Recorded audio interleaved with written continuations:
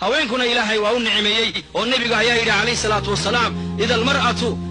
ayima imra'atin maatat wa zawjuha canha raadin dakhalat aljanna raggu baa la yidhi waxyaabaha jannada ragga loogu ballan qaaday waaba la adkeeye laakiin dumarku waxyaabaha jannada ku galeen waaba wax iska dhib yar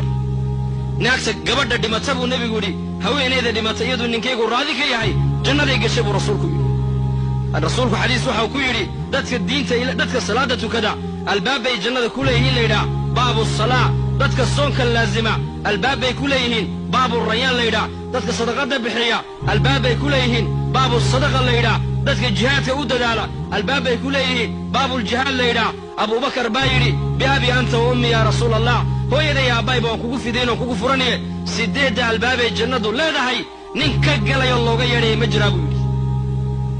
markaasuu nebigu yidhi nacam wa arjuu an takuuna minhum haa way jir rag 8 albaabee jannadaba looga yeedhayo la odhanayo kan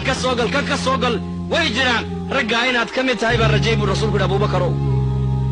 abubakar keliya ka geli maayo 8 albaabee waxaa la galaysa gabadha saalixadda ida almar'atu sallad khamsahaa wa saamat shahrahaa wa ataacat zawjahaa wa xafidat farjahaa hadday haweenaydu buu nebigu yidhi 5 waqti inaad tukato bisha rabadaanna ay soonto farjigaygana xumaanta ka dhowrsato ninkaygana ay adeecdo 8 albaabee jannadu ay leedahay ayay ka doonta ka gashaa buu rasuulku yidhi 8 albaabee jannadu leedahay ayay kay doonta ka gashaa buu rasuulku yidhi hadday gabadha laga hela 4 camal bisha rabadaan oy soonto 5 waqti oo ilaaliso xumaantoo ka dhowrsoonaato iyo zawjkeega way adeecdo 4 gabadha laga hela buu rasuulku yidhi 8 albaabee jannadu ay leedahay ayay abubakar daba joogsanee la geli doontaa qiyaamaha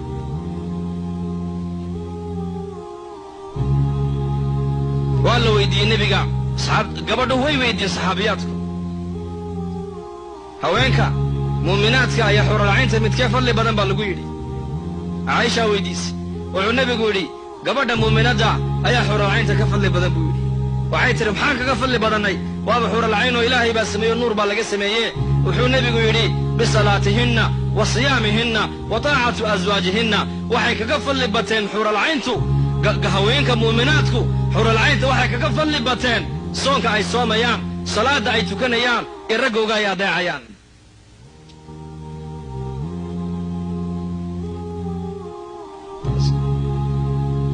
fadligiinna iyo masabkiinna diinta islaamku meel sarayna dhigtay nin baa nebiga u yimid oo yidhi dadkayga qaraabadayda ayaa igu xaq mutaystay hor iyo horraanba wuxuu nebigu yidhi hooyadaa haddana hooyadaa haddana hooyadaa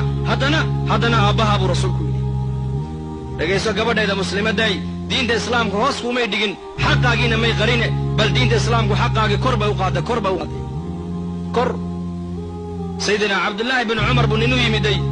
lacalla hada alxadiis waa marfuuc weeyaan cabdullaahi binu cumar buu u yimiday nin markaasuu yidhi yaa ibnu cumar hooyaday ii dhashay ayaan degtayda xasha ku keenay intaasoo mayl ayaan degta ku soo qaaday waan dawaafsiiyey carafa ayaan geeye xaqaygii ma guday mise ma gudin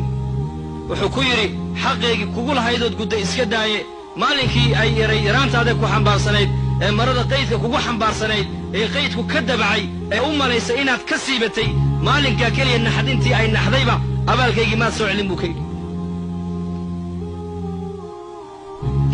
xaqiinna waad leedihiin xaqiinna diinta islaamku meel bay ku tiirisee adiguna isku xadgudbin walaasheeda muslimadday dhaqan baad leedahay diin baad leedahay islaam baad tahay muuminad baad tahay waxaad ku dayataa dadkii haweenkii ilaahay adduunyadan uu raalliga kaga noqday waddadoodii maryan binta cimraan ku dayo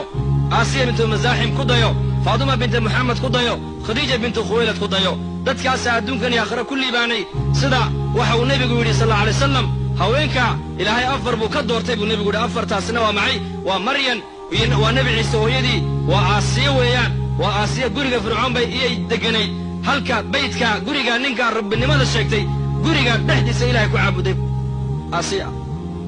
faadumana waa ina muxamedo tacab iyo rafaadda waa u dulqaadatay adduunyadana way ka saay qaadatay waa khadiijo oo qofkii u horreeyey diinta islaamka soo galay waa khadiija qof ugu horreeyey oo diinta islaamka dhaqaalo ku bixiyan khadiija ahayd diinta islaamku meel sarayna dhigtay raabica ayaa la weydiiye oo lagu yidhi raabicay haweenku imaamna ma noqdaan amiirana ma noqdaan maxay ku dhacday nebiyana ma noqdaan maxay ku dhacdaa la yidhi waxay tidhi gabadh xigmad lahaydoo 4taaba annaka unbaa dhallabay tidhi subxaan allah caqligu waa cajiib caqliga allah inoo hagaajiyo boqorradana annaka unbaa dhalla imaamyadana annaka unbaa dhalla nebiyadana annaka unbaa tarbiyadanoo dhalla bay tidhi